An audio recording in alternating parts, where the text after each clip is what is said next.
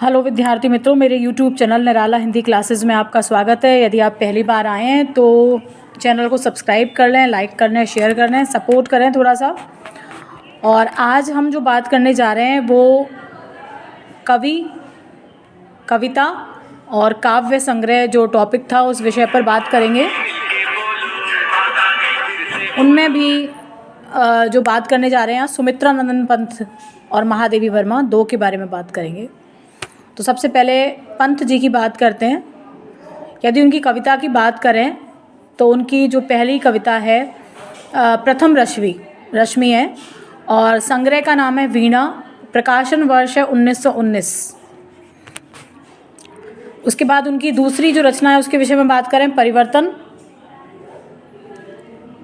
इसके संग्रह का नाम है जिसमें प्रकाशित हुई पल्लव और 1924 इसका प्रकाशन वर्ष है। और यदि पल्लव की बात करें तो उसको छायावाद का घोषणा पत्र जो है वो कहा जाता है। उसके बाद जो अगली कविता है उसका नाम है द्रुत झरो जगत के जीर्ण पत्र। जिस संग्रह में ये प्रकाशित हुई उसका नाम है युगांत और इसका जो प्रकाशन वर्ष है वो है 1934।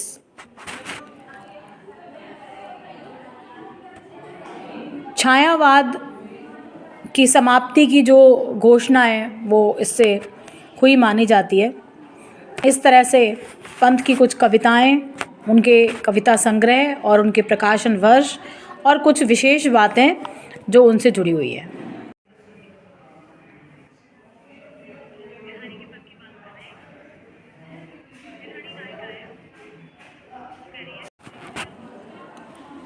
हेलो विद्यार्थी मित्रों, मेरे YouTube चैनल निराला हिंदी क्लासेस में आपका स्वागत है। आज हमारी जो कविता संग्रह और प्रकाशन वर्ष वाली जो श्रृंखला थी कविता और काव्य संग्रह, उसी में महादेवी वर्मा के विषय में चर्चा कर रहे हैं। तो सबसे पहले उनकी कविता का नाम मैं आपको बता रही हूँ। जो पहली कविता उसके बारे में बात कर रहे हैं, बीन भी हूँ तुम्हारी रागनी भी हूँ। ये जो कविता है इसका प्रकाशन का जो संग्रह है उसका नाम है नीरजा, जिसमें ये प्रकाशित हुई।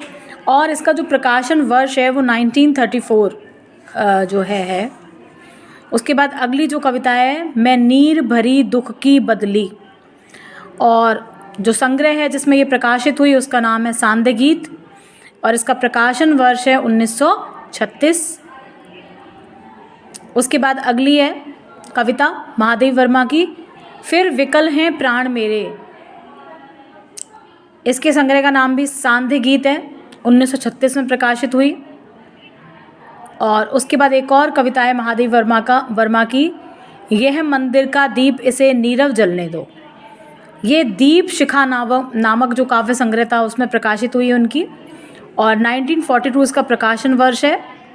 और ये सब आपको यामा जो है उसमें संकलित मिल जाएंगी। सारी की सारी कविताएं महादेवी वर्मा की यामा के नाम से संकलित मिल जाएंगी आपको।